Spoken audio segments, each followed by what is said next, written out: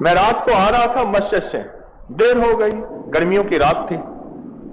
میں نے کہا یہ باغ میں سے نکل جاؤں، یہ راستہ داتا تھا دور کا، باغ کا راستہ جو ہے وہ اندر کا راستہ تھا، میں کہا وہاں سے نکل جاؤں۔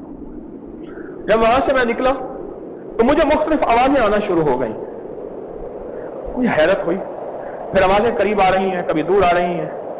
کبھی کسی کی آواز میں، کبھی کسی کی آواز میں، کبھی میں نے محسوس کیا میرے پیچھے کوئی چل رہا، اس نے گھنگرو اور جھانجھر پہنی ہوئی ہے، پائل پہنی ہوئی ہے، کوئی گھنگرو کی آوازیں ہیں۔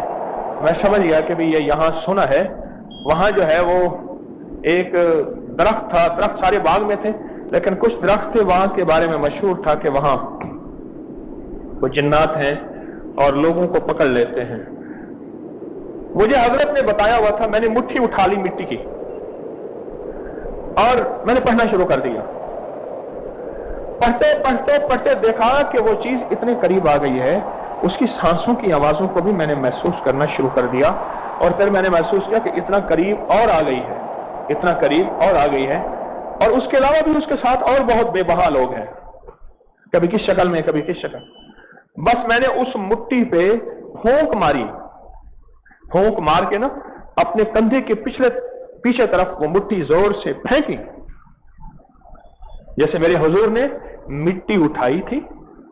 اور مشرکین مکہ جنہوں نے محاصرہ کیا ہوا تھا اور ان پہ پھینکی، اور پھر صدیق اکبر رضی اللہ تعالیٰ عنہ کی اونٹنی پہ بیٹھ کے آپ مدینہ کی طرف تشریف لے گئے۔ ایسے ہی پھر جو چیخوں کی آواز تھی، وہ آواز چیخوں،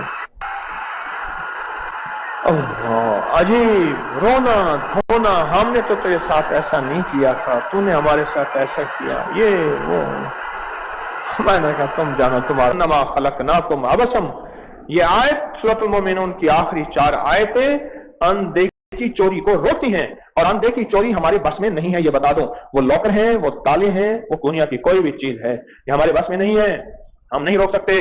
اس کو، صرف فرشتوں کی طاقت، رب کی طاقت، اندیکھی چوری کو اندیکھی طاقت ہی روک سکتی ہے۔